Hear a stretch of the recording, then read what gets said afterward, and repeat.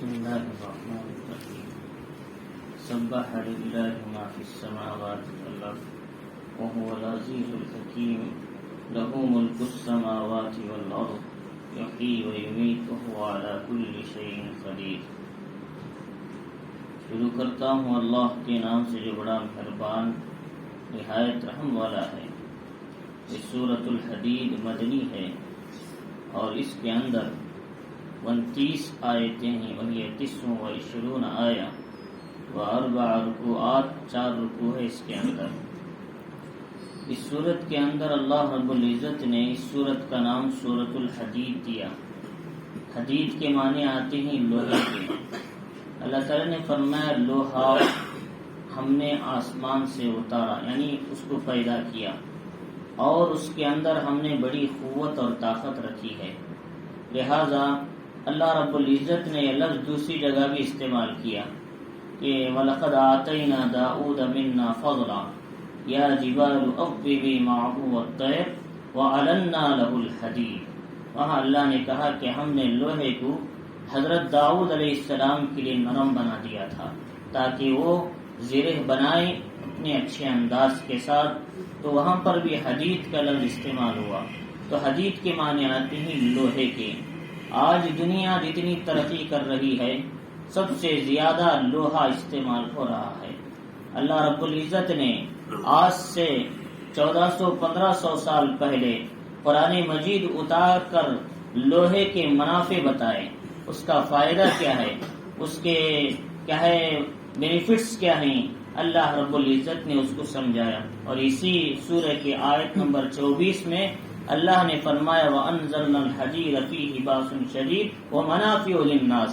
ہم نے لوہے کو اتارا اور اس میں سخت قوت اور مضبوطی دی، اور اس کے ساتھ ساتھ ہم نے کیا ہے لوگوں کے فائدے کی چیزیں اس میں بنانے کا موقع دیا.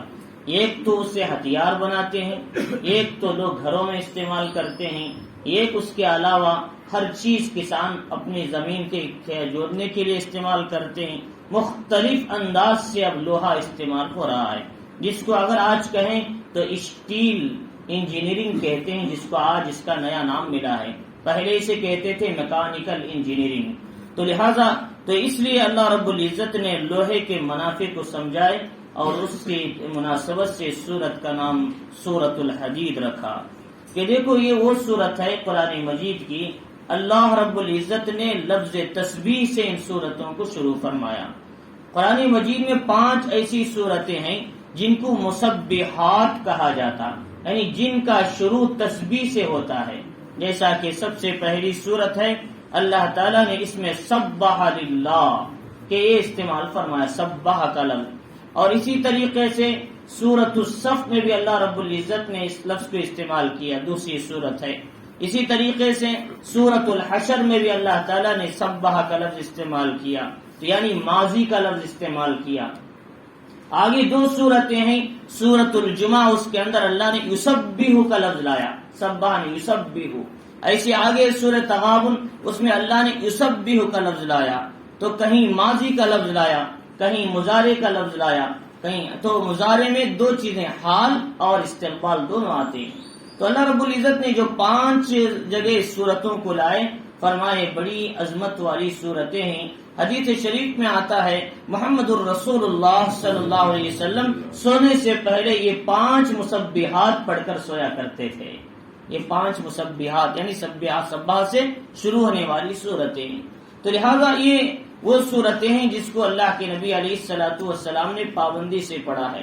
تو چنانچہ یہ صورت کیا ہے، اس میں لفظ سبح کیوں لائے، لفظ یسبح کیوں لائے، یہ بھی سوال ہوتا ہے کہ کہیں ماضی کا لفظ لاتے ہیں، کہیں مضارع یعنی مستقبل کا، کہیں پاسٹ کا لفظ لاتے ہیں، کہیں فیوچر کا لفظ استعمال اللہ تعالیٰ نے اس لیے کیا، یہ سمجھانے کے لیے کہ ذکر ایک ایسی چیز ہے اللہ کی تسبیح آدمی کو ماضی میں بھی کرنا ہے، حال میں بھی کرنا ہے، مستقبل میں بھی کرنا ہے. یہ سمجھانے کے لیے اللہ نے ماضی کا بھی لفظ لایا، مستقبل کا بھی لفظ لایا. Past tense, future tennis, present tense, جسے 3 زمانے استعمال کرتے ہیں. تو چنانچہ اس میں فرمایا کہ اللہ رب العزت نے کہ یہ تسبیح کا لفظ ہے جسے اللہ تعالیٰ نے ان پہلی صورتوں میں سے پہلی صورت ہے اللہ نے تسبیح کے لفظ سے لایا. تو اللہ تعالیٰ فرما رہی سبح للہ ما فی السماوات والارض، کہ آسمان اور زمین میں جو کچھ ہے وہ سب کے سب اللہ کی تسبیح کرتے ہیں، اللہ کی پاکی بڑائی بیان کرتے ہیں۔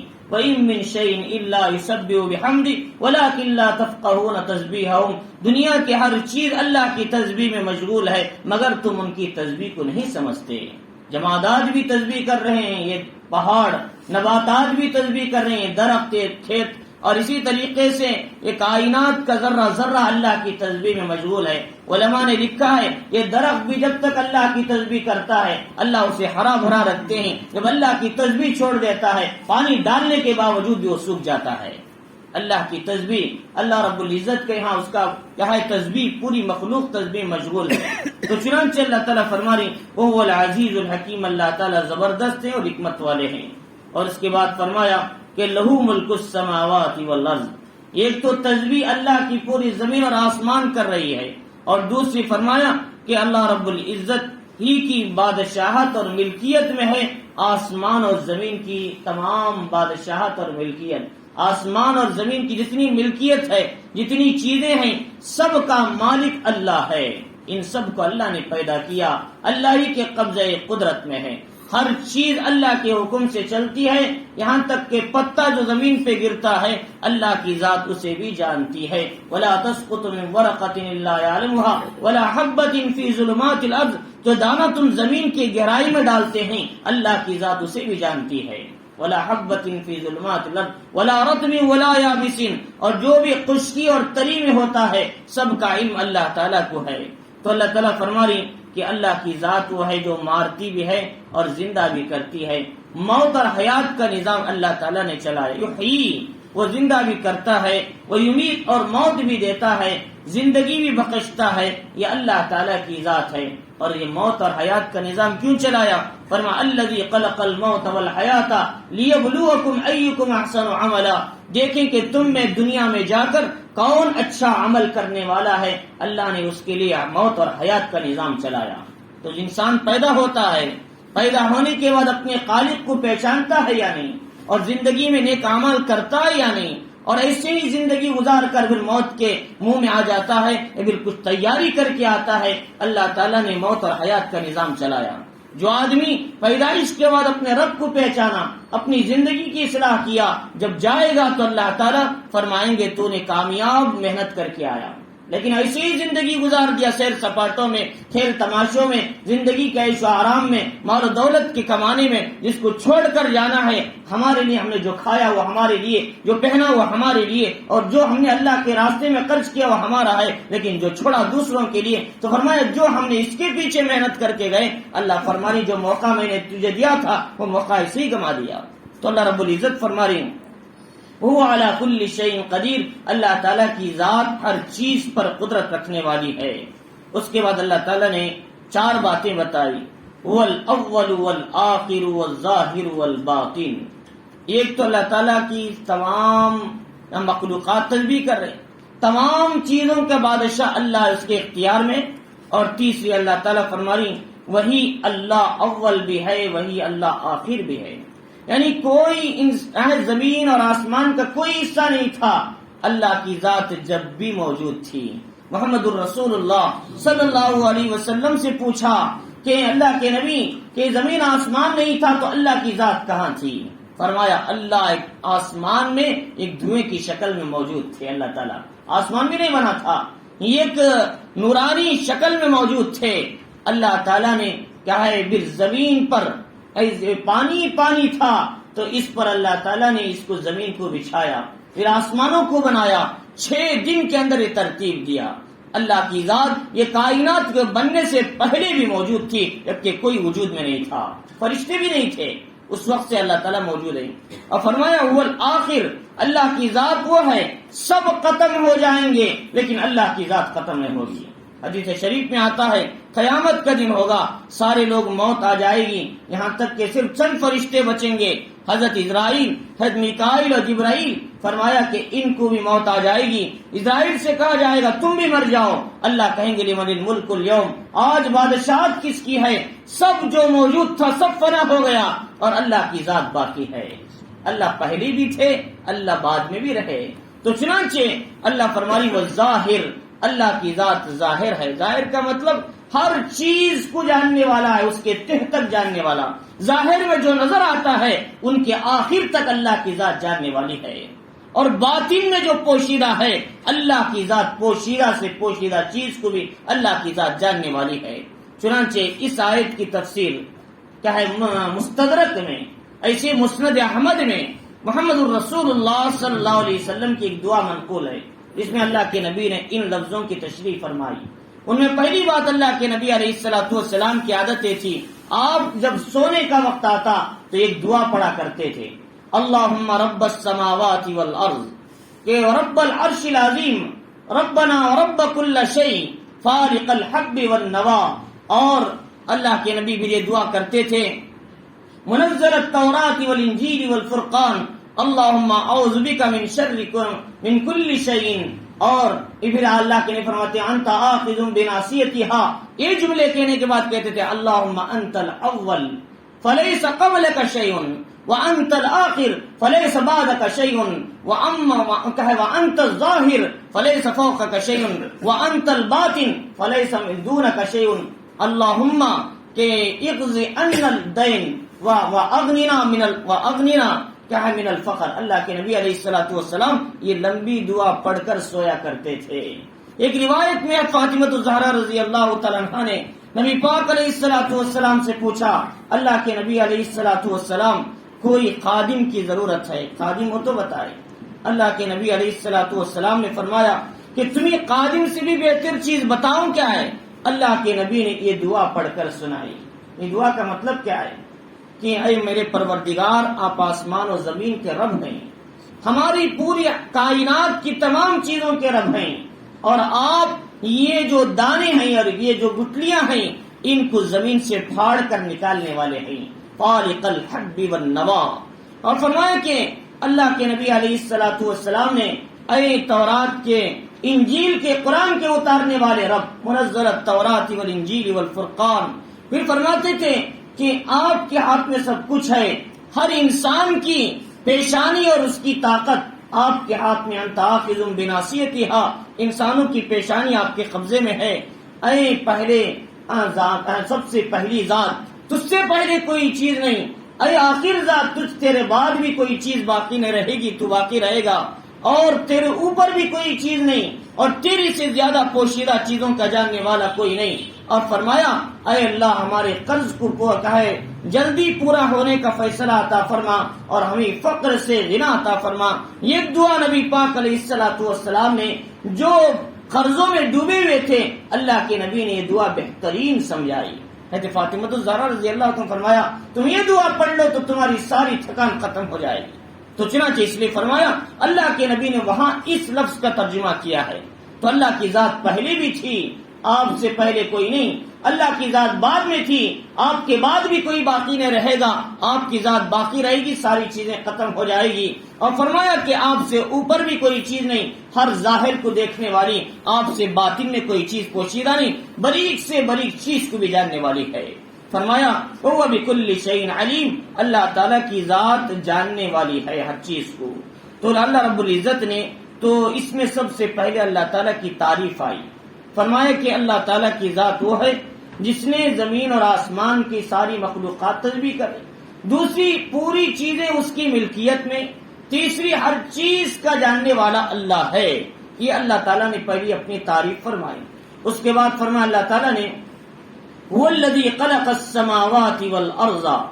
اور حضرت ابن عباس رضی اللہ تعالیٰ عنہ فرماتے ہیں اگر کسی آدمی کے دل میں اگر شیطان نے وسوسہ ڈالا اللہ کے بارے میں، دین کے بارے میں کوئی بھی غلط بات ڈالا، تو حضرت ابن عباس رضی اللہ تعالیٰ عنہ فرماتے ہیں، مفسرین اکرام نے لکھا ہے اس آیت کو پڑھ لیا کرو، اللہ تعالیٰ تمہارے دل کے وسوسے کو ختم فرمائیں گے. کسی بھی قسم کا وسوسہ آتا ہو، غلط وسوسہ آتا ہو، برے خیالات آتے ہو، یہ آیت پڑھنے سے اللہ تعالیٰ ان کی حفاظت فرمائیں گے. اور فرمایا هو الذی خلق السماوات والارض. اللہ تعالیٰ فرما رہی وہی ذات ہے جس نے آسمان اور زمین کو پیدا فرمایا. کتنے دنوں میں؟ فی ستۃ ایام، 6 دنوں میں. ہفتے کے دن زمین آسمان کو بنایا، اتوار کے دن زمین کو بنایا، پیر کے دن چیزوں کو بنایا، منگل کے دن برائیوں کو بنایا، چہارشنبے کے دن نور کو بنایا، جمعرات کے دن تمام مخلوقات کو بنایا، جمعہ کے دن انسان کو پیدا کیا اور آدم علیہ السلام کو پیدا کیا۔ تو اللہ تعالیٰ نے ترتیب سے مخلوقات کو بنایا، اور کیا اتنا وقت لگا اللہ تعالیٰ مخلوقات کو پیدا کرنے کے لیے؟ اللہ تعالیٰ چاہتے تھے کہ انسانوں کے ذہن میں ہو کہ کائنات کا وجود کب آیا، ان کے ذہن میں بٹھانے کے لیے، ورنہ تو اللہ کی ذات کو یہ اتنے دن لگانے کی ضرورت نہیں تھی۔ اللہ کن کہتے تو وجود میں آتا۔ یہ حدیث مبارکہ میں یہ تفصیل آئی ہے، ہو سکتا اللہ تعالیٰ نے کیا ہے ایک دم پورا بنا دیا ہو، علماء نے اس کو سمجھانے کے لیے اس ترتیب سے بیان کیا ہو۔ تو چنانچہ فرمایا اللہ تعالیٰ نے 6 دنوں میں یہ پوری کائنات کو بنایا، اور 6 دن انسانوں کو سمجھانے کے لیے۔ انسان ایسے نہیں سمجھتا، اگر انسان سے کہا جائے آسمان اللہ نے اسی وقت بنا دیا، زمین بنا دیا، چیزیں بنا دی، انسان شک کرے گا یہ کیسے ہو سکتا ہے بھائی؟ تو اللہ تعالیٰ انسانوں کو سمجھانے کے لیے 6 دن کا لفظ لائے، ورنہ تو اللہ تعالیٰ کا اصول ہے اذا اراد ان یقول شیئا ان یقول له کن فیکون۔ اللہ تعالیٰ کسی چیز کا ارادہ کرتے ہیں، کہتے ہیں کن ہو جا، تو وہ چیز وجود میں آ جاتی ہے۔ اللہ کی ذات ہے، جیسا کہ مریم علیہ السلام کی واقعات کے اندر آتا ہے، جو قرآن مجید میں بھی ہے۔ تو وہ جو درخت تھا جس کے اندر کھجور تک نہیں تھا، وہ سوکھا درخت تھا، تنا تھا، اللہ تعالیٰ نے حکم دیا کہ مریم تم اس کو ہلاؤ، تو اوپر سے کھجور ٹپ ٹپ گرنے لگیں گے۔ تو اللہ تعالیٰ نے بغیر کسی پتے کے اوپر سے کھجور کا نظام چلایا۔ اللہ تعالیٰ کن کہتے ہیں تو سارا کام نظام وجود میں آ جاتا ہے۔ تو اللہ تعالیٰ فرمانی کہ ثم استوى علی العرش، اللہ نے 6 چیزیں بنا کر 7ویں دن عرش پر بیٹھ گئے۔ عرش پر کیسے بیٹھ گئے اللہ کی ذات جانتی ہے، ہمیں اسے بحث کرنے کی ضرورت نہیں، جن کو متشابہات کہا جاتا ہے۔ قرآن مجید میں سورہ آل عمران میں اللہ تعالیٰ نے 2 باتیں بتائی، جو ایک تو آیت محکمات ہے، ایک آیت متشابہات ہے۔ آیت محکمات وہ ہیں جن کا حلال واضح ہے، جن کا حرام واضح ہے، یہ جائز ہے ناجائز اللہ نے تفصیل سے کھول کر بیان کر دیا۔ یہ متشابہات ہیں، جیسے حروف مقطعات ہیں، شروع میں الف لام میم صاد، الف لام را، اللہ کو ہاتھ تھے، اللہ کو پیر تھے، اللہ آنکھ سے دیکھتے ہیں، اللہ کی پنڈلی ہے، یہ جتنے جو الفاظ ہیں یہ سب متشابہات میں سے ہیں۔ ان میں گھسنا نہیں ہمارے کو، اس میں خاموش اختیار کر لینا، مان لینا اور سن لینا۔ اگر اس میں گھسیں گے کہیں نہ کہیں کفر کا اندیشہ ہو جائے گا۔ تو لہٰذا اس لیے فرمایا ان چیزوں میں مت گھسو، بلکہ خاموشی سے مان لو اللہ عرش پر بیٹھے تھے، اپنے شایان شان بیٹھے تھے، وہ کیسے بیٹھے تھے واللہ عالم، اللہ زیادہ جانتے ہیں۔ اس لیے امام مالک رحمۃ اللہ علیہ کی بات میں بارہا کہتا ہوں، امام مالک رحمۃ اللہ علیہ سے پوچھا گیا استواء علی العرش کی کیفیت کیا ہے۔ امام مالک کتنے بڑے عالم تھے، مدینۃ المنورہ میں آپ کی فقہ چلتی تھی، اور سوڈان تک آپ کے فقہ پہ لوگ چلتے ہیں، سویڈن وغیرہ مصر کے علاقوں میں بھی فقہ مالکی چلتا ہے۔ تو چنانچہ امام مالک رحمۃ اللہ علیہ نے 3 باتیں بتائی، فرمایا کہ سب سے پہلی بات والکیفیت مجہول، اللہ کیسے بیٹھتے تھے کوئی نہیں جانتا، یہاں تک کہ محمد الرسول اللہ صلی اللہ علیہ وسلم کو بھی اس سلسلے میں خاص پتہ نہیں ہے۔ فرمایا والکیفیت مجہول، اور فرمایا والسؤال عنہ بدعہ، اس کے بارے میں سوال کرنا بڑا گناہ ہے، غلط بات ہے، کیونکہ اللہ جانتے ہیں کیسے اللہ اپنے حساب سے بیٹھے ہیں۔ کیول ایمان بہ واجب، اس پر ایمان لانا واجب ہے، ماننا ہے اللہ کیسے بیٹھے، اللہ کی طاقت ہے، اللہ کے آنکھ ہیں، اللہ اپنے آنکھوں سے دیکھتے ہیں، اللہ کا ہاتھ ہے، اس کے الگ معنی بھی ہو سکتے ہیں لیکن اس کی صحیح تشریح ہم نہیں کر سکتے۔ تو چنانچہ اللہ تعالیٰ نے فرمایا کہ یعلم ما یلج فی الارض وما یخرج منہا، یہ آسمان زمین بنانے کے بعد اللہ تعالیٰ کی ذات کن کن چیزوں کو جانتی ہے۔ اللہ فرمانے یعلم ما یلج فی الارض، زمین میں جو چیز تم ڈالتے ہیں اللہ کی ذات اسے جانتی ہے۔ کیا ڈالتے ہیں؟ بیج ڈالتے ہیں، یا پھر زمین میں بارش کے قطرے جاتے ہیں، اللہ کی ذات ذری سی ذری چیزوں کو بھی جانتی ہے۔ ہم نے بیج پھینکا، کہاں پڑی کدھر پڑی ہم کو پتا نہیں، اللہ کی ذات برابر اسے گن رہی ہے بیج کہاں جا رہی ہے اور بیج کہاں سے نکل رہی ہے اللہ اسے بھی جانتے ہیں۔ اللہ فرما رہی وما یخرج منہا، یہ زمین سے جو کھیت نکلتا ہے، زمین سے وہ دانے نکلتے ہیں، ہم نے ڈال دیا جہاں چاہے، لیکن اللہ کریکٹ اس پھلی کے اندر سے پودا نکال رہے ہیں، یہ اللہ کی ذات ہے۔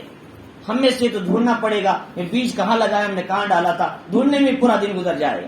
اللہ فرما رہی تمہاری بیج کہاں پڑی ہم اسے دیکھتے ہیں لیکن تم نہیں دیکھتے، اللہ کی ذات ہے۔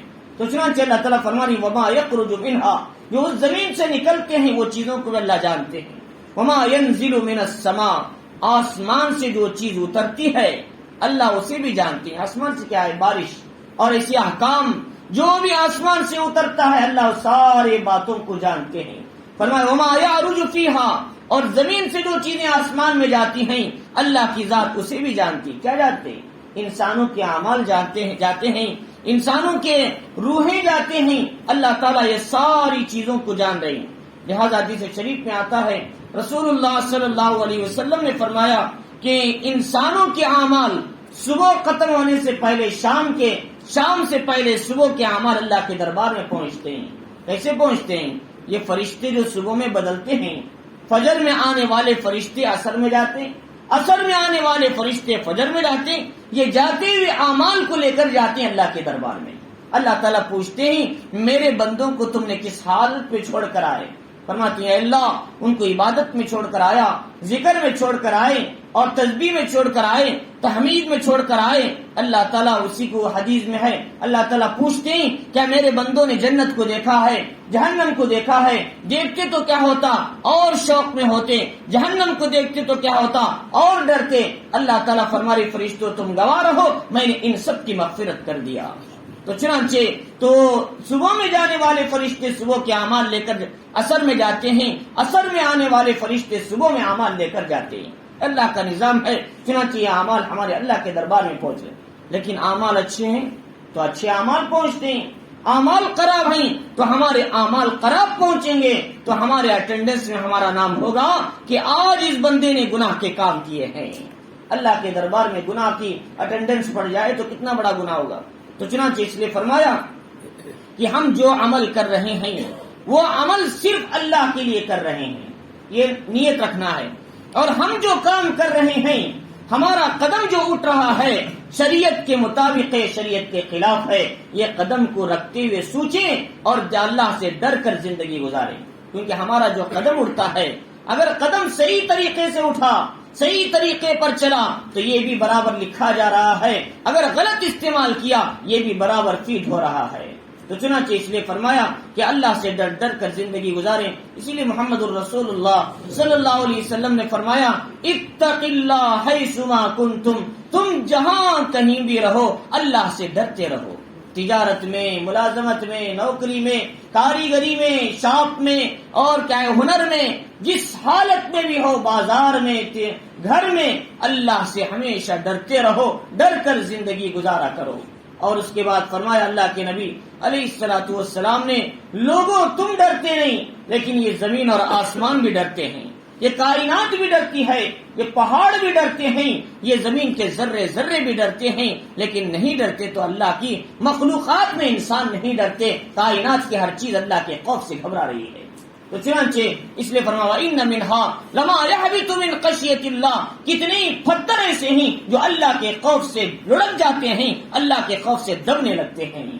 اللہ کے خوف اتنا ہے، پہاڑوں کو بھی ہے، پتھروں کو بھی ہے، یہ بے جان مخلوقات کو ہے، لیکن انسان اس سے دور ہے۔ اللہ تعالیٰ سے ڈرتے رہنا، اللہ تعالیٰ سے ہر حال میں ڈرنا۔ اللہ ہمیشہ قرآن مجید فرماتی ہیں یا ایھا الذین آمنوا اتقوا اللہ، یا ایھا الناس اتقوا، یا ایھا الناس اتقوا ربکم، یا ایھا الذین آمنوا اتقوا اللہ حق تقاته۔ اللہ ان لفظوں کو بار بار لا رہے ہیں یہ سمجھانے کے لیے اللہ سے ڈرتے رہو، اللہ سے ڈرتے رہو، اللہ سے ڈرتے رہو۔ اللہ نے یہ لفظ بار بار لا رہے ہیں۔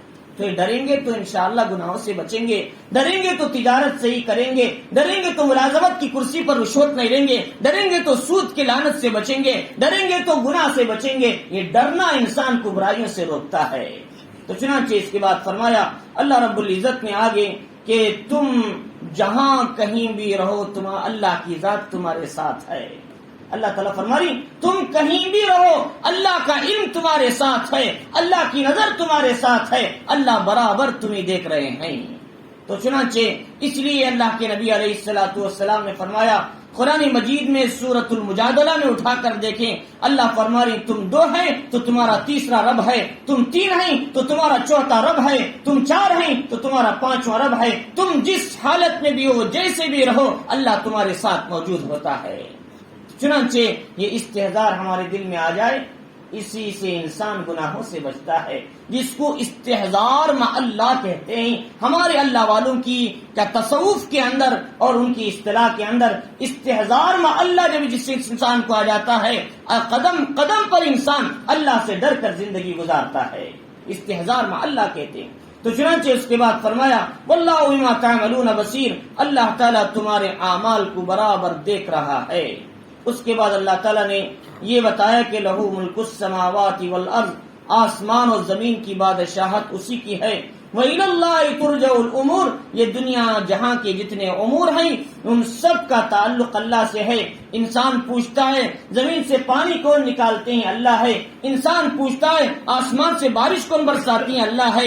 انسان پوچھتا ہے سورج کی روشنی کون نکالتی ہیں؟ اللہ ہے۔ انسان پوچھتا ہے چاند کی روشنی کون دیتی ہیں؟ اللہ ہے۔ انسان پوچھتا ہے انسان کو کون پیدا کرتا ہے؟ اللہ ہے۔ انسان پوچھتا ہے انسان کو کون پروان چڑھاتا ہے؟ اللہ ہے۔ انسان پوچھتا ہے انسان کے بچپن میں اس کے کھانے کا انتظام کون کرتی ہیں؟ اللہ ہے۔ جوانی کون دیتی ہیں؟ اللہ ہے۔ بڑھاپا کون دیتی ہیں؟ اللہ ہے۔ بیوی بچوں اولاد کا انتظام کون کرتی ہیں؟ اللہ ہے۔ کائنات کا ذرہ ذرہ جو بھی ہوتا ہے ان سب کی نسبت اللہ کی طرف ہے۔ وَإِلَى اللَّهِ تُرْجَعُ الْأُمُورُ، اللہ تعالیٰ فرما رہی۔ تو چنانچہ ہمیں یہ ذہن میں رکھنا دنیا میں جو ہو رہا ہے وہ اللہ کی طرف سے ہو رہا ہے۔ اور اس کے بعد یہ فرمایا کہ یولج اللیل فی النہار وَيُولِجُ النَّهَارَ فِي اللَّيْلِ، اللہ تعالیٰ فرما رہی ہم نے رات کو دن میں داخل فرماتے ہیں اور دن کو رات میں داخل فرماتے ہیں۔ جیسے اب رات کہے آ گئی تو کہے یہ رات جو ہے صبح کو پھر دن میں داخل ہو جاتی ہے تو پھر رات نظر نہیں آتی، اجالا نظر آتا ہے۔ پھر یہ دن ختم ہوتا ہے تو اس کو رات میں داخل کرتے ہیں تو اندھیرا ہوتا ہے، رات ختم، دن ختم ہو جاتا ہے۔ اور اسے جب اللہ تعالیٰ چاہتے ہیں تو کبھی رات کو لمبی کر دیتے ہیں، دن کو چھوٹا کر دیتے ہیں، کبھی دن کو لمبا کر دیتے ہیں، رات کو چھوٹا کر دیتے ہیں۔ یہ اللہ کی ذات ہے، اللہ جس طریقے سے چاہے ترتیب بنا سکتے ہیں۔ اسی لیے ہمارے جو چاند کا نظام ہے، چاند کا نظام یہ کم بنتا ہے اور سورج کا جو نظام ہے اس اعتبار سے زیادہ چکر ہوتے ہیں۔ بہرحال یہ ساری ترتیب جو دن کا بڑا ہونا، دن کا چھوٹا ہونا، موسم سرما ہونا، موسم گرما ہونا، اور یہ سارا نظام اللہ تعالیٰ کی طرف سے ہی چلتا ہے۔ فرمایا وہ علیم بذات الصدور، اللہ تعالیٰ کی ذات دلوں کی بھیدوں کو بھی جانتی ہے۔ اندر جو کچھ تمہارے احساسات خیالات تمہارے دلوں میں پیدا ہو رہے ہیں اللہ کی ذات اسے بھی جانتی ہے۔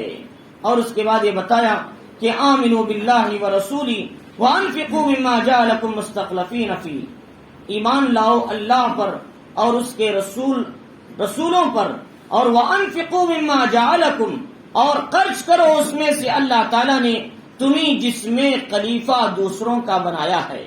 اللہ تعالیٰ کا یہ مال دیا ہوا، اللہ تعالیٰ نے ہم کو دیا ہے مال، یہ مال ہمارا نہیں ہے، یہ مال بھی اللہ کی طرف سے ہے، یہ جان بھی اللہ کی طرف سے ہے۔ اس مال اور جان کو جو اللہ تعالیٰ نے ہمیں دیا اسی کے راستے میں خرچ کرنے کے لیے اللہ تعالیٰ نے دیا۔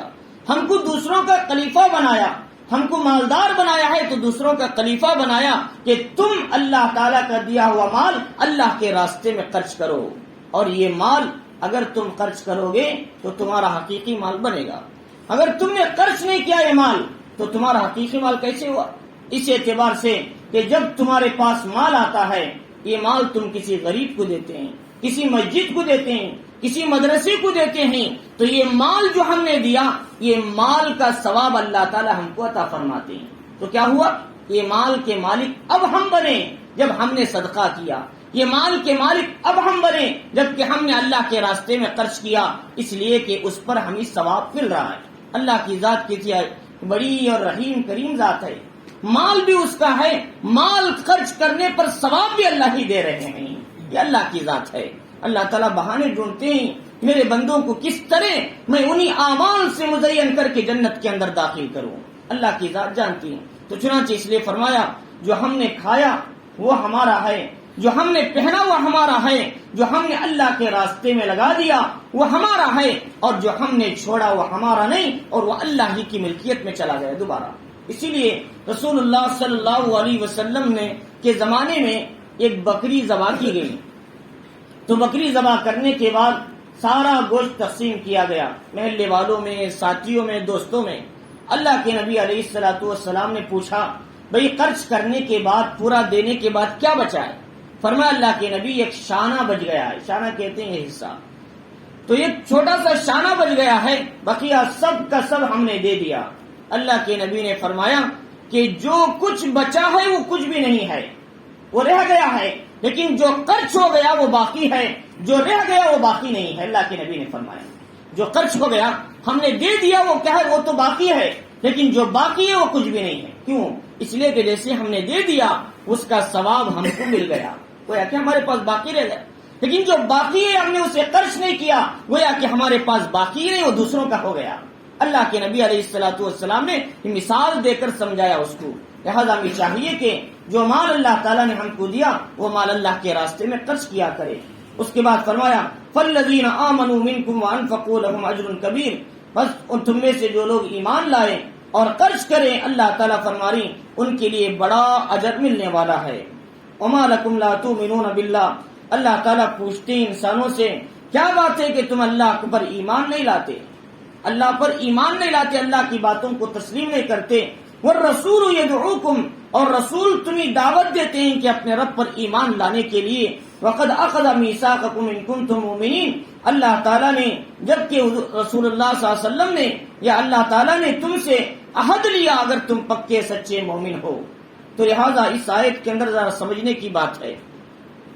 تو پہلی بات تو یہ ہے، اس آیت کے اندر اللہ تعالیٰ نے یہ بتایا کہ تم اللہ پر ایمان کیوں نہیں لاتے، یعنی اللہ کو تسلیم کیوں نہیں کرتے، اللہ کے احکام پر کیوں نہیں چلتے۔ اس کے بعد اللہ تعالیٰ فرمانی رسول تمہیں ایمان کی دعوت دے رہے ہیں۔ سب سے پہلے دعوت دینے والے اللہ کی ذات ہے، سب سے پہلے داعی کون ہے؟ اللہ ہے۔ واللہ یدعو الی المغفرۃ وانتہا اللہ یدعو الی الجنۃ والمغفرۃ باذنہ، اللہ تعالیٰ جنت اور مغفرت کی طرف دعوت دے رہے ہیں۔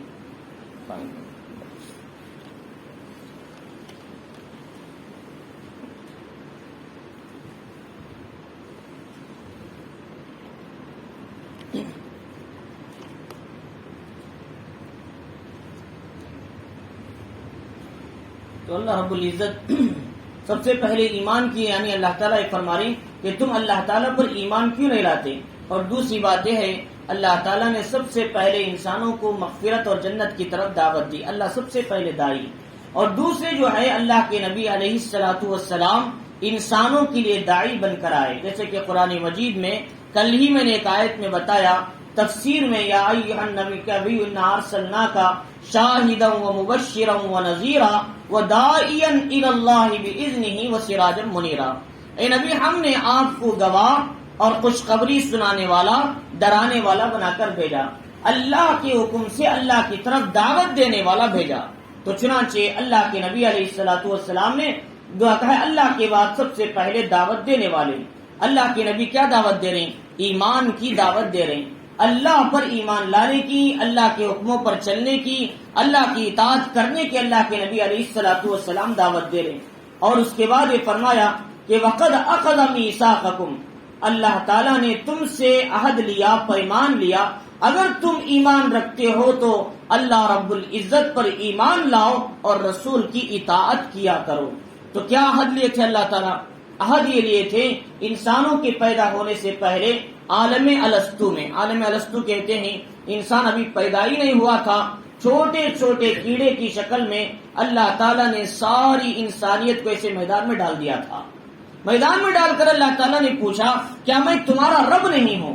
تو اس وقت میں ساری مخلوق نے کہا اے ہمارے پروردگار آپ ہمارے رب ہیں، ہم جا کر آپ کی حکم کی اطاعت کریں گے جب دنیا کے اندر جائیں گے۔ تو ایک تو یہ عہد لیا تھا۔ دوسرا عہد یہ کہ اللہ تعالیٰ نے حضور صلی اللہ علیہ وسلم کی مدد کرنے کے لیے انبیاء سے کیا ہے اللہ تعالیٰ نے عہد لیا تھا۔ کیا عہد لیا تھا؟ کہ میں آخری میں سب سے محمد الرسول اللہ صلی اللہ علیہ وسلم آئیں گے کہ تم ان کی مدد کرنا، ان کی باتوں کی تصدیق کرنا اور ان کے بتائے ہوئے باتوں کو تم دوسروں تک پہنچانا، اور ان کے آنے کی تم دعوت دینا، یہ اللہ رب العزت نے تمام انبیاء سے یہ عہد لیا تھا، وہ عہد بھی یہاں پر مراد ہے۔ ایک تو انبیاء سے لینے والا عہد، ایک تو انسانوں سے لینے والا عہد۔ اسی لیے عیسیٰ علیہ السلام نے یہ کہا تھا کہ اذ قال عیسی ابن مریم یا بنی اسرائیل انی رسول اللہ الیکم مصدقا لما بین یدی من التوراۃ ومبشرا برسول یاتی من بعد اسمہ احمد۔ عیسیٰ علیہ السلام نے اپنی قوم سے کہا تھا، لوگوں میں تورات کی تصدیق کرنے والا ہوں، میں اللہ کی طرف سے رسول ہوں، اور میں ایک پیغمبر کے آنے کی خوشخبری دیتا ہوں، جن کا نام احمد ہے، وہ پیغمبر آئیں گے، ان کی تصدیق کرنا۔ یہ عیسیٰ علیہ السلام نے اس عہد کی بنیاد پر عیسیٰ علیہ السلام نے اپنے قوم کو نصیحت کیا تھا۔ اللہ نے ہم سے عہد لیا، تمام پیغمبروں سے عہد لیا کہ آخری میں جو نبی آئیں گے ان نبی کی تصدیق کرنا اور ان کا ساتھ دینا اور اپنی قوم کو ان کے آنے کی خوشخبری سنانا۔ تو چنانچہ اللہ اسی کو فرما رہی وَقَدْ أَخَذَ مِيثَاقَكُمْ إِن كُنتُم مُؤْمِنِينَ، تم ایمان والے ہیں کہ جبکہ تم سے اللہ تعالیٰ نے عہد اور پیمان بھی لیا تھا۔ هُوَ الَّذِي يُنَزِّلُ عَلَىٰ عَبْدِهِ، وہی ذات ہے جو اپنے بندے پر واضح آیتوں کو اتارتا ہے، قرآن مجید کو اتارتا ہے، لِيُخْرِجَكُم مِّنَ الظُّلُمَاتِ إِلَى النُّورِ، تاکہ تم کو ظلمات سے نور کی طرف لے کر آئے۔ تو یہ جو قرآن مجید ہے، یہ قرآن مجید ہدایت ہے انسانوں کے لیے۔ ایسے ہی کلام جو حدیث مبارکہ ہے، یہ بھی انسانوں کے لیے ہدایت ہے۔ چنانچہ یہ انسانوں کو گمراہی سے نکال کر ہدایت کی طرف لانے والے دو بہترین میگنیٹ ہیں، ان کے اندر اللہ تعالیٰ نے میگنیٹ کی شکل دیا۔ جو بھی انسان کلام مجید کو سن لیتا ہے، اللہ اسے ہدایت کی طرف لاتے ہیں، اندھیریوں سے نکال کر نور کی طرف لاتے ہیں۔ چنانچہ آپ کو یہ واقعہ سنے ہوں گے، حضرت طفیل ابن عمر دوسی رضی اللہ تعالیٰ عنہ ایک بڑے صحابی گزرے۔ طفیل ابن عمر دوسی فرماتے ہیں کہ ابتدائی زمانہ تھا دعوت کا حضور صلی اللہ علیہ وسلم کا۔ اس وقت میں ایک مرتبہ مکہ تشریف لائے تو اس وقت میں لوگوں نے کہا کہ تم بڑے شاعر ہو، بڑے علم والے ہو اور بڑی فصیح اور زبان بولنے والے ہو، یہاں پر ایک آدمی ہے جو دیوانی ہے، مجنون ہے، ان کا کلام کبھی نہیں سننا، وہ محمد ہے، ان کا کلام کبھی تم اختیار نہیں کرنا۔ یہ کنہوں نے کہا تھا؟ کفار نے، مشرکین نے، چاہے ان کو آنے سے پہلے ہی شہر کے انٹرنگ میں ان کو سمجھایا تھا ان کی بات کبھی نہ سننا۔ اب ایک دن ایسا ہوا کہ طفیل ابن عمر دوسی گزر رہے تھے، رسول اللہ صلی اللہ علیہ وسلم کعبۃ اللہ کے شہر میں کھڑ کر قرآن مجید کی تلاوت کر رہے تھے۔ قرآن مجید جب پڑھ رہے تھے تو اللہ کے نبی علیہ السلام کا جو کلام تھا اتنا عظیم تھا، پڑھنے کا انداز وہ تھا جن پر اللہ تعالیٰ نے کلام اتارا ہے، وہ کس طرح پڑھتے رہیں گے ہر آدمی اندازہ لگا سکتا ہے۔ آج ہم قاری سدیس کی قرات کو سن کر یہ سمجھتے ہیں اس سے بڑا قاری کوئی نہیں، ہم قاری شریم کے قرآن کو سن کر یہ کہتے ہیں بہترین قاری ہیں، لیکن جن پر کلام اترا ہے وہ کس طرح تلاوت کرتے ہوں گے ہر آدمی سے محسوس کرتے ہیں۔ تو چنانچہ جب کلام مجید کی تلاوت چل رہی تھی، طفیل ابن عمر دوسی کان میں انگلیاں رکھ لیتے تھے کہیں ان کا کلام نہ سنے۔ لوگوں نے کہا تھا ان کا کلام سنو گے تو تم کیا ہے، ان کے راستے میں آ جاؤ گے، تو وہ بڑا جادوگر ہے، شاعر ہے، اس طریقے سے کی باتیں کہتے۔ تو چنانچہ طفیل ابن عمر دوسی رضی اللہ تعالیٰ عنہ اسلام نہیں لائے تھے۔ انہوں نے ایک دن سوچا بھئی میں اتنا بڑا شاعر ہوں، اتنا بڑا علم والا آدمی ہوں، میں اگر کلام سن تو لوں، کیا ہے اس کے اندر، اگر ہدایت کوئی بات مجھے فائدے کی ہے تو میں لے لوں، اگر مجھے اچھا نہیں لگے تو چھوڑ دوں۔ تو چنانچہ انہوں نے ایک دن رسول اللہ صلی اللہ علیہ وسلم کے کلام کو سننے کھڑ گئے۔ ایک دن جب اللہ کے نبی قرآن مجید پڑھتے تھے، روایتوں میں آتا ہے اتنا سننے لگے کہ حضرت طفیل کے دل و دماغ میں قرآن مجید بسنے لگا، اور ان کے جو اشعار تھے وہ قرآن مجید کے سامنے بیکار نظر آنے لگے، ان کی فساد سب کے سب نیچے گر گئی۔ انہوں نے سمجھا اس سے زیادہ فصیح کلام میں نے کبھی نہیں سنا۔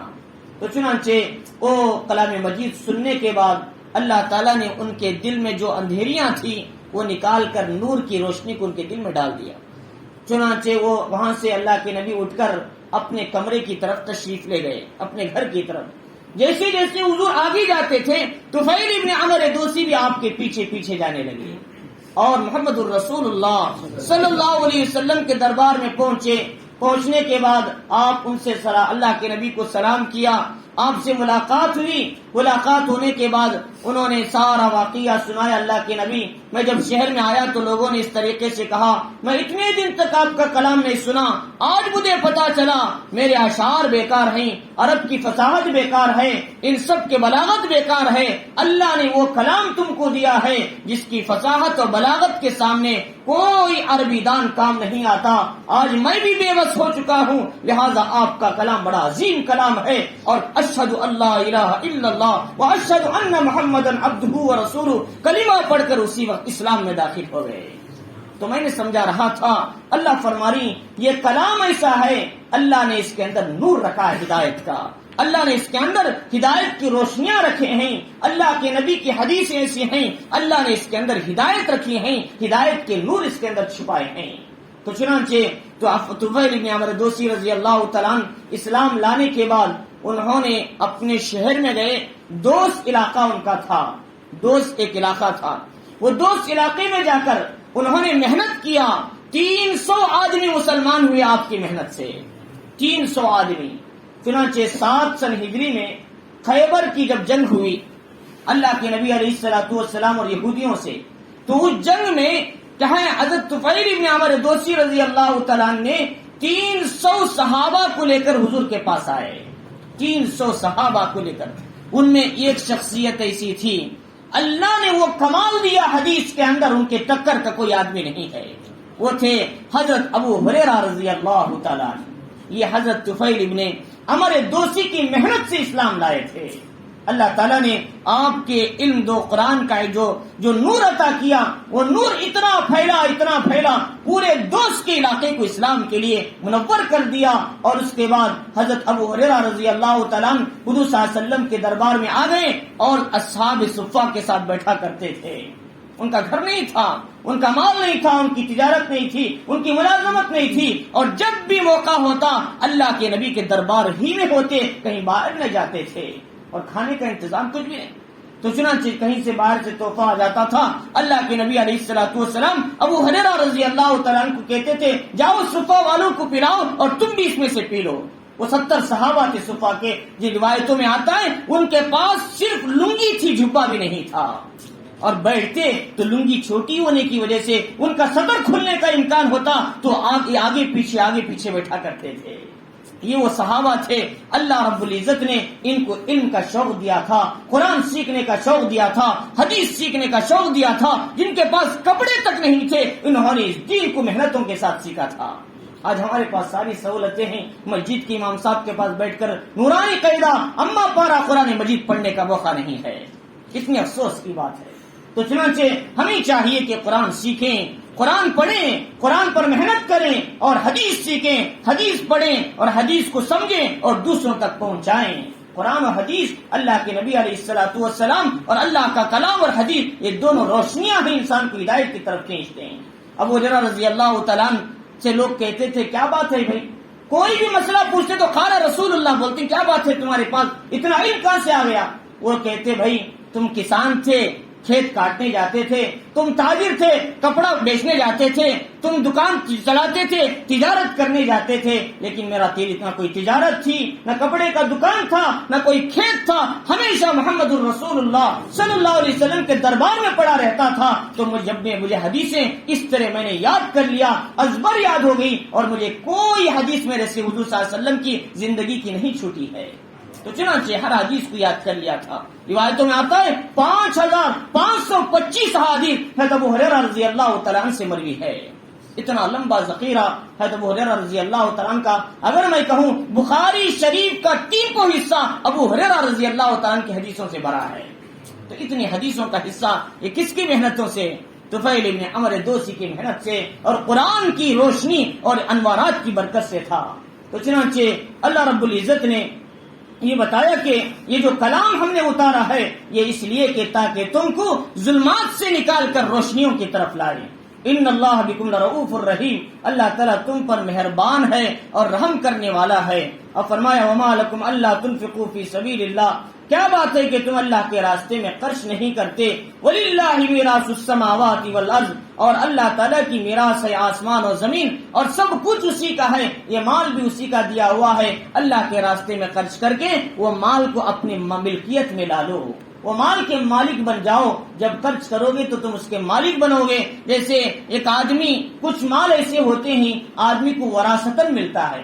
وراثتاً کا مطلب ایک آدمی ہے، اس کا انتقال ہو گیا، اب اس کے بیٹے کو مانے نہ مانے وہ مال اس کا ہی ہے، جبرن ہی سے وہ مال اس کے پاس آ گیا، تو یہ کیا کہیں گے؟ بھئی یہ مر گیا تو یہ مال اس کے بیٹے کا نہیں، دوسرے کا نہیں، یہ کہیں گے بھئی اس کا وارث فلاں بیٹا ہی ہے، اسی کو یہ مال ملے گا۔ تو ایسے ہی یہ سارے کا سارا مال کس کا ہے؟ یہ اللہ کا ہے۔ اللہ نے ہم کو دیا ہے لیکن پھر بھی اللہ کا ہے، لیکن یہ مال ہمارا کب بنے گا؟ جب اسے اللہ کے راستے میں خرچ کریں گے تو ہم اس کے وارث بنیں گے، ہمارے پاس وہ مال حقیقت میں ملکیت کی طرف لوٹے گا۔ تو چنانچہ اللہ رب العزت نے فرمایا کہ لا یستوی منکم من انفق من قبل الفتح وقاتل، تم میں سے جس نے خرچ کیا فتح مکہ سے پہلے اور جنہوں نے جہاد کیا، ان کا اجر سب سے بڑا ہوا ہے ان لوگوں سے جنہوں نے فتح مکہ کے بعد جو خرچ کیا اور اللہ کے راستے میں جہاد کیا۔ یہاں ایک اہم بات کی طرف اللہ تعالیٰ سمجھا رہے ہیں کہ کچھ صحابہ وہ تھے، ابتدائی زمانے میں لوگوں کی تعداد بھی کم تھی، ایمان لانے کے لیے ڈرتے تھے، لیکن ان حالتوں میں صحابہ آگے بڑھ کر ایمان لائے۔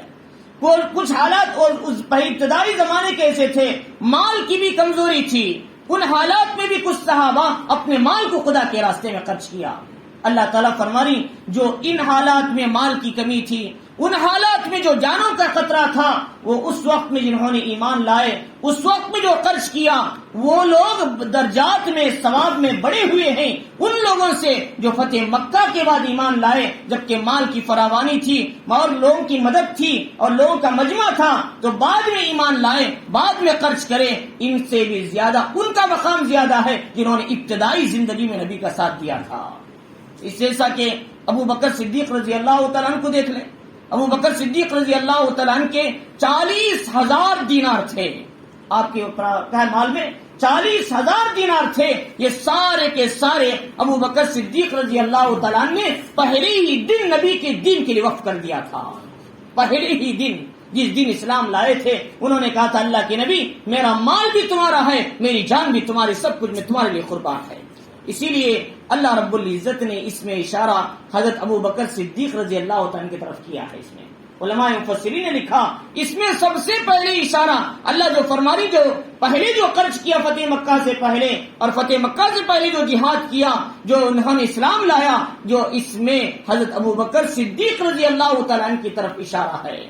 تو چنانچہ سب سے پہلے اسلام لانے والے ابو بکر صدیق، سب سے پہلے اللہ کے راستے میں مال خرچ کرنے والے ابو بکر صدیق، سب سے پہلے جہاد میں چلنے والے ابو بکر صدیق، قربانی دینے والے ابو بکر صدیق رضی اللہ تعالیٰ عنہ تھے۔ اللہ تعالیٰ نے آپ کو بڑا مقام دیا تھا اور سب کچھ قربان کر دیا تھا۔ تو چنانچہ اس لیے فرمایا اللہ تعالیٰ جو پہلے خرچ کرے وہ زیادہ مقام والے ہیں، جو بعد میں خرچ کرے وہ ذرا ان کے مقابل میں نہیں ہو سکتے۔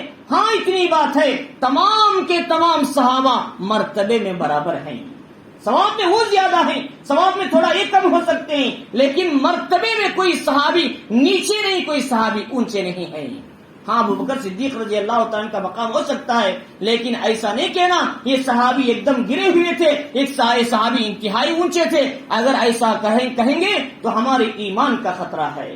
تو چنانچہ اس لیے فرمایا تمام صحابہ کے لیے ہمارے دلوں میں محبت ہونی چاہیے۔ رسول اللہ صلی اللہ علیہ وسلم نے فرمایا کہ دیکھو میرے صحابہ کو برا بھلا مت کہو، میرے صحابہ کو اعتراضات کا نشانہ مت بناؤ، اس لیے کہ تم میں سے کوئی آدمی وہ حد پہاڑ کے برابر سونا خرچ کرتا ہے، لیکن میرے صحابی آدھا سیر خدا کے راستے میں صدقہ کرتے ہیں، تو ان کے آدھے سیر کے برابر تمہارا وہ حد پہاڑ کے برابر سونا خرچ کرنے کے مقابل نہیں ہو سکتا۔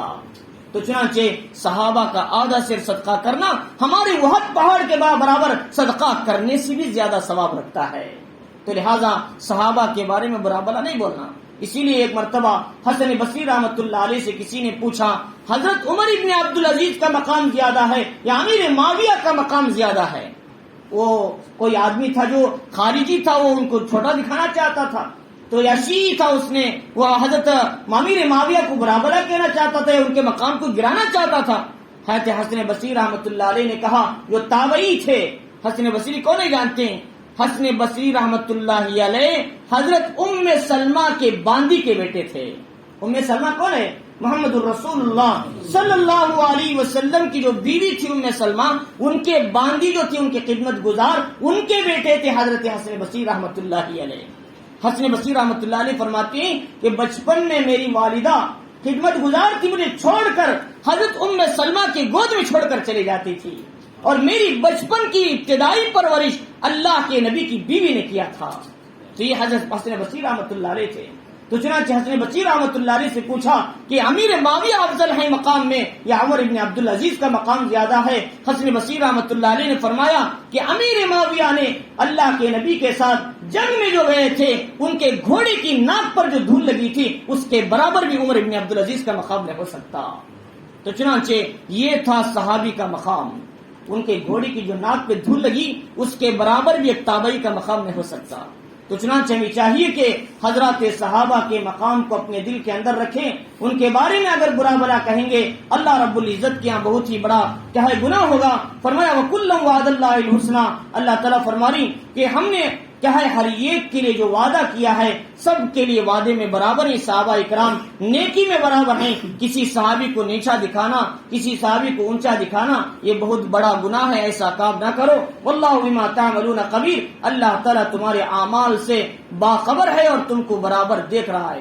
چنانچہ ہمارے یہاں جو اس وقت جو امت مسلمہ کا ایک طبقہ ہے جنہیں شیعہ کہتے ہیں، ان کے بارے میں ان کے جو غلط خیالات ہیں، عقائد ہیں، اگر پڑھیں گے تاریخ کے اندر بہت ہی برے خیالات ہیں، حضرات صحابہ کے بارے میں تصورات ہیں۔ فرماتے ہیں کہ رسول اللہ صلی اللہ علیہ وسلم کے دنیا سے وفات پانے کے بعد سوائے حضرت علی اہل بیت کے جتنے صحابہ تھے سب کے سب کافر ہو گئے، نعوذ باللہ۔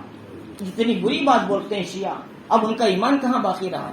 اور خصوصاً ابو بکر عمر رضی اللہ تعالیٰ سے ان کو سخت دشمنی تھی، تو پھر وہ مسلمان کہاں سے ہوگا؟ محمد الرسول اللہ صلی اللہ علیہ وسلم نے فرمایا اقتدوا بالذین من بعد ابی بکر و عمر، لوگوں اگر میری وفات کے بعد اگر تم کو کسی کے راستے پر چلنا ہے، وہ ابو بکر عمر کے راستے پر چلو، اللہ کے نبی نے فرمایا تھا۔